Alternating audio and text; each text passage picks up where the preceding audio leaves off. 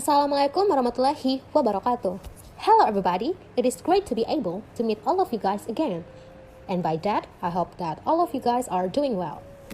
So, on this occasion, we as a group will present our material about global social movement.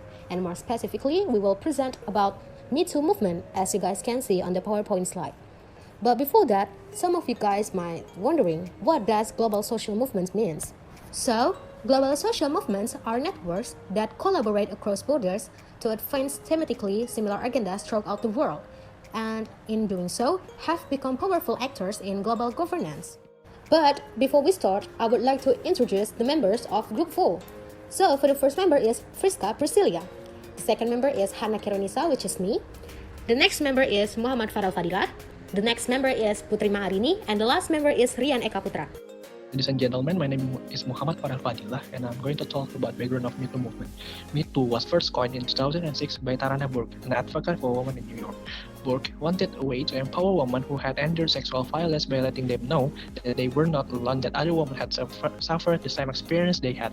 11 years later, it found global recognition after a viral tweet by actress Alyssa Milano. Alyssa Milano was one of the women who accused Hollywood producer Harvey Weinstein of sexual assault.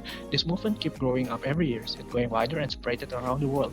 The analysis as a victory for Me Too is helping people not blame themselves for sexual violence against them and lead fuller lives.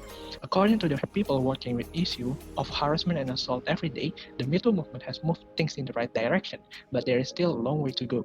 Today, the press Me Too is still a sign of solidarity for victims of sexual harassment and assault. Hello everyone, I am Friska Priscilia. I'm going to talk about correlation between Me Too movement and international relations perspective on the issue of Me Too movement. Correlation between Me Too movement and international relations that represent sexual harassment in the workplace is important for countries that are politically affected by this movement.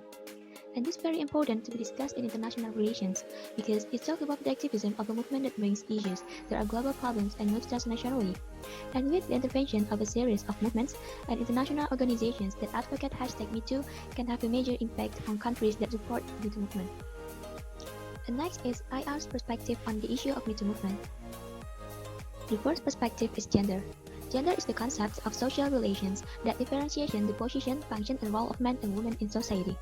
For example, in the class, women sweep and lift chairs, even though both of them can do this. The first gender is gender issues in politics. It implies that the role of men is superior to women, not only in terms of biology but also the existence of social structures in various lives. And the second gender is gender issues in society, including three genders. The first is gender-based violence. It should be noted that gender-based violence is a violator of human rights because of the role of a certain gender in acts of this type of violence and can reduce human dignity and deprive people of their rights. And the second gender is gender-based genocide. The term femicide meant murder that only affects of women. And then there was a change in the meaning of the terminology from killing women on the basis of hatred, humiliation, satisfaction, or the assumption of female ownership, turned into misogynist killing of women by men.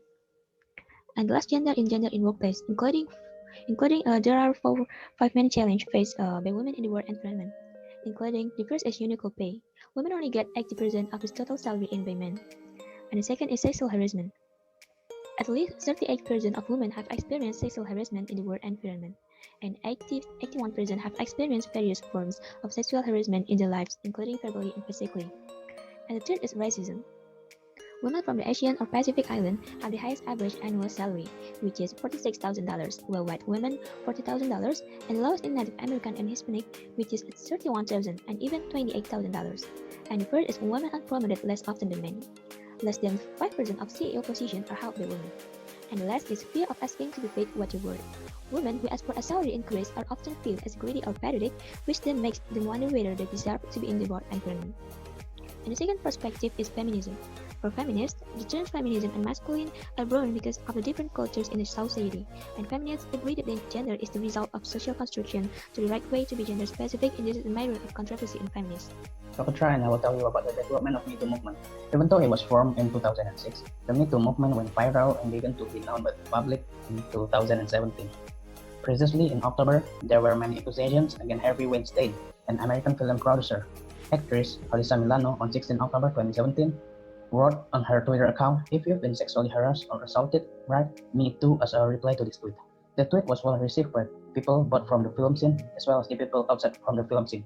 The hashtag MeToo was trending in more than 85 countries, including India, Pakistan, and the United Kingdom.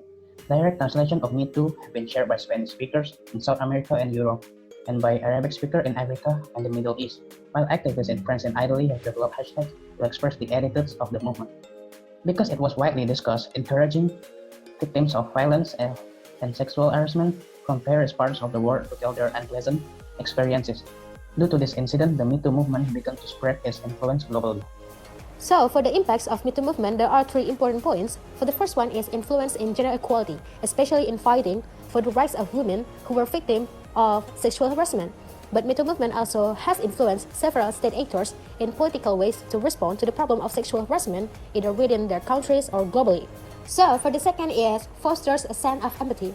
This movement also fosters a sense of empathy for the problems faced by fellow women because victims who experience sexual harassment and violence are usually stigmatized and ostracized by their families and communities. So, for the last is reducing the problem of sexual harassment because this movement makes most people in the world more aware of the issue of sexual harassment and violence. I'm Putri Ma'arini, and let me tell you guys what's the conclusion of this presentation. So, Me Too movement was founded in 2006 by Tarana Burke to support survivors of sexual violence, but this movement is known in October 2017 when Hollywood artist Aliza Milano tweets Me Too in her social media. This movement is aimed at voicing sexual harassment at work and giving more responsive policy change demand in each country, and it is essential for countries' actors to respond to the problem.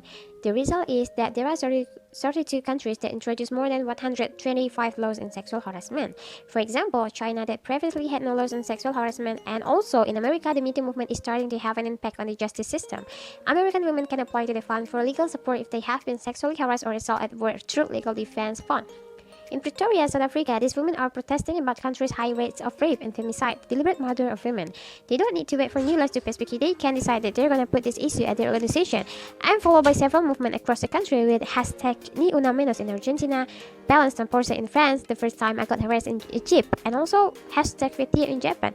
So, after hearing the conclusion, we will enter the Q&A session. It is recommended to raise hand for those who want to ask. So, that's all from us, Group 4. Sorry for mistakes. Assalamualaikum warahmatullahi wabarakatuh.